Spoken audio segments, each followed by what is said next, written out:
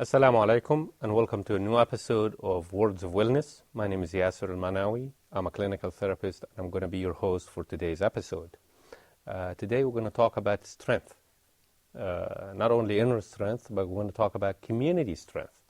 Let's first read the hadith and then we'll get into the discussion about our strength and different types of strength. From Abu Hurairah radiallahu anhu, who said that Allah's Messenger sallallahu alaihi wasallam said, "A believer is a mirror for the believer, and the believer is a brother of the believer. He safeguards his property for him, and he defends him from behind." That is a very strong hadith, and I would like for us to think about it for a minute and then try to see what we can take from this hadith to apply to our daily life. What we say psychologically, that we need the camaraderie, we need the friends, we need friendships, we need people, we need to feel that people care about us. Why? Because we're human beings. Human beings care about other human beings, no matter who they are or what they are, as long as they're not our enemies, as long as they didn't hurt us, then we can be their friends. It doesn't mean that you close your eyes about things that are going on. It means that you have to be a friend and you need a friend. You have a lot of people who have emotional imbalances. Why? Because of loneliness. And this is, again, one of the biggest fears. Deep inside, in a lot of people, you find a fear of loneliness. Nobody wants to be alone. As a matter of fact, it was proven that if you leave somebody alone, it's actually a torture to oneself. If they live alone, if they have no one to talk to, if they have no one to confide in, if they have no friends, it is a very negative way and a very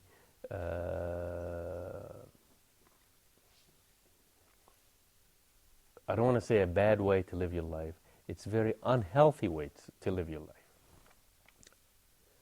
From the very beginning, we have been created to live with others, to help each other, to feel that we are contained by others. That's a system of a society, societal system. Where does it come from? It comes from the feeling that, yes, I do belong to this society. Yes, this society can actually help me. Yes, this society care about me. Same thing. Where does this come from? From a system of a family, from a system of oneself. I just want to talk about systems for a minute. Everything in this life is a system. My body, myself, my life in itself is a system, within a system. The bigger system is what? The family system. The bigger system is a society system. So if I'm right, the family is right. If the family is right, the society is right. If I feel I'm comfortable with myself and I belong to myself, which is pride, then I will transfer this feeling to my family. If my family, I belong to my family and my family belongs to me, and everything is cohesive, then that feeling will be transferred to the society. Then if I belong to the society and I feel the society belongs to me, that's a feeling of safe feeling, feelings of belonging, feelings that could actually prevent one of the most destructive actions in life, which is the feeling that I do not belong, the feeling that I do not care, the feeling that nobody cares about me. So how do we switch that I have to first care about somebody? There is an old say that we always say, well, you have to be a friend in order for you to have a friend. What does that mean? I have to be a friend in order for me to have a friend. That before I have a friend, I have to see where I stand first. Am I a friend to somebody? Yes. If I'm not, then I'm not. Then I'm not going to have any friends. I need to be a friend first. Same thing. If I'm a friend with somebody, I'm going to watch their back. I know that they know that they can depend on me, and I know that I can depend on them. So just imagine if you have only 2 or 3 friends in your life. You're going to be very happy. You're going to be very comfortable. You're going to find somebody to talk to. And that's what we need to do. We need to learn how to be friends. Are we friends? There are some things that we need to look for in a friend. Friend is somebody that is honest with me. A friend is somebody that will tell me the truth about myself. A friend is somebody that will, when I say the truth about myself, is that when I do make a mistake or do something wrong, they will let me know. They would tell me, not hide it from me, and then later on it will be a catastrophe. We need to do that, and I need to do that as a person too, to my family, with my family, and with my friends. That's the whole feeling of camaraderie. Camaraderie means strength, not only in oneself, but in a society. So just imagine if we have all these elements together, what we're going to end up with: a very successful human being, a very comfortable human being, and a very strong human being. That's what we need to do.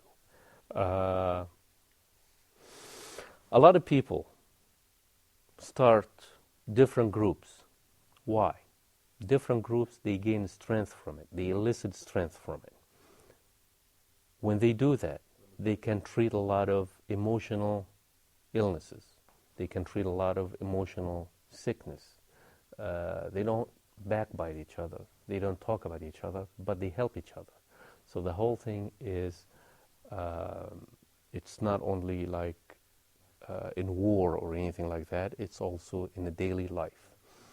We have a lot of issues that we need to face.